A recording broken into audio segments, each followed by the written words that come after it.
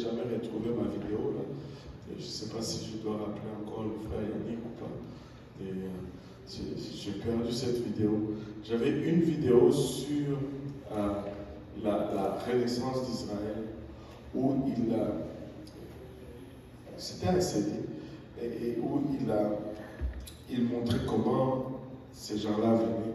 Il y a une histoire particulière qui m'a frappé là-dedans, c'était l'histoire de l'Éthiopie. Vous savez qu'à l'Éthiopie, il y a une connexion aux Juifs, aux Israélites, surtout par la femme de Salomon. Apparemment, ils disent même que la royauté éthiopienne, ce sont des descendants de Salomon, en fait. Et eux-mêmes, les Éthiopiens, ils disent que ce sont eux qui ont l'arche de l'Alliance. Avez-vous déjà entendu cette histoire? Ils disent que c'est eux qui ont l'arche de l'Alliance et que ça se trouve dans un temple là-bas. Dans ce temple-là, il y a des sacrificateurs qui travaillent là-dedans. Et si on te nomme comme gardien de l'arche, tu ne sortiras plus jamais du temple. Tu vas être là et tu vas mourir là. C'est quelque chose. Là, je vois Victoria qui dit « Ne me nommez pas, ne me nommez pas. » C'est quelque chose. Et personne ne l'a vu, mais eux, ils réclament qu'ils l'ont. Ben, comment est-ce qu'ils ont pu la voir? Souvenez-vous de la femme, de la reine de l'Éthiopie, la reine de Saba, qui est allée à Jérusalem pour voir Salomon. Elle est devenue une des femmes de Salomon. Mais Salomon ne pouvait pas. Elle a eu un enfant avec Salomon, j'ai oublié son nom, Ménélique. Voilà. Et elle a eu un enfant avec Salomon. Et puis, elle voulait que son fils soit roi d'Israël. Mais selon la loi du temple, c'était impossible que cet enfant soit roi d'Israël. Parce que chez les Juifs, si ta mère est juive, là tu es juif. Si ton père est juif, tu n'es pas juif. Parce qu'ils disent que la seule chose dont on est sûr, c'est ton père. C'est ta mère plutôt. On sait que tu as le sang de ta mère. Mais on ne sait pas si c'est ton père, c'est vraiment ton père. Et les oncles deviennent donc tes cousins ou tes parents les plus sûrs et les plus proches. C'est tordu un peu.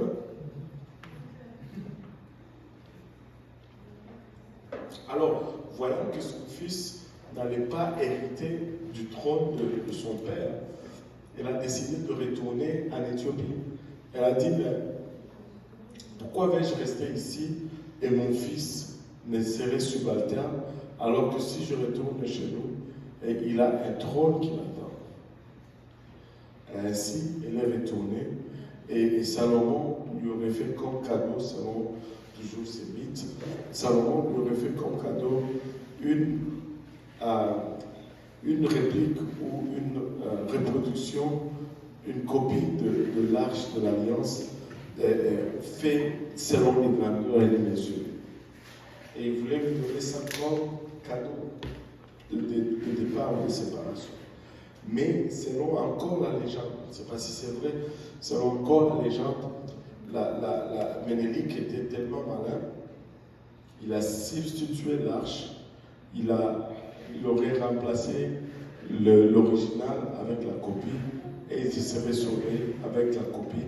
C'est pourquoi les Éthiopiens disent que l'arche est chez eux aujourd'hui. Maintenant, c'est bon d'avoir l'arche, mais il faut sceller une alliance avec le Seigneur.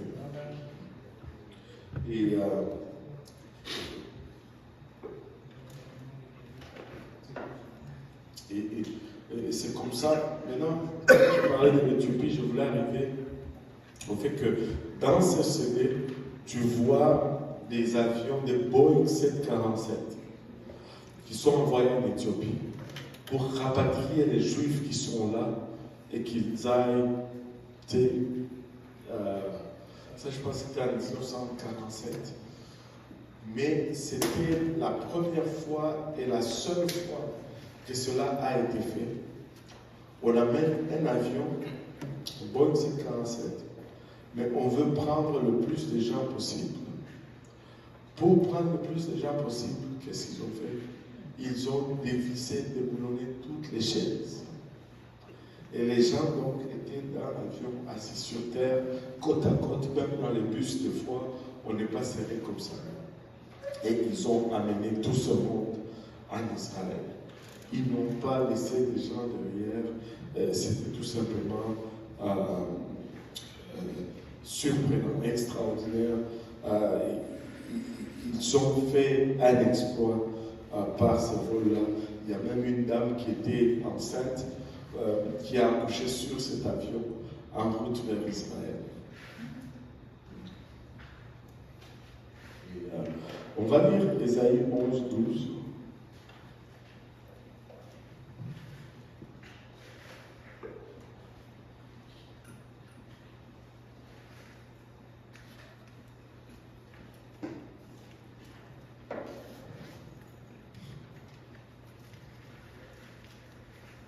Ésaïe 11, 12.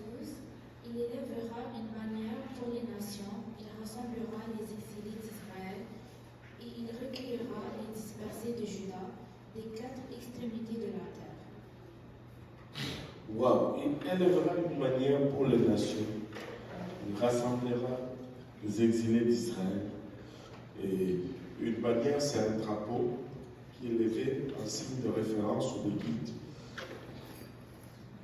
Et en d'autres termes ici, il nous dit qu'il va reconstituer Israël et il va rassembler les nations auprès d'Israël et tous les dispersés qui ont été dispersés aux quatre coins des extrémités de la terre reviendront et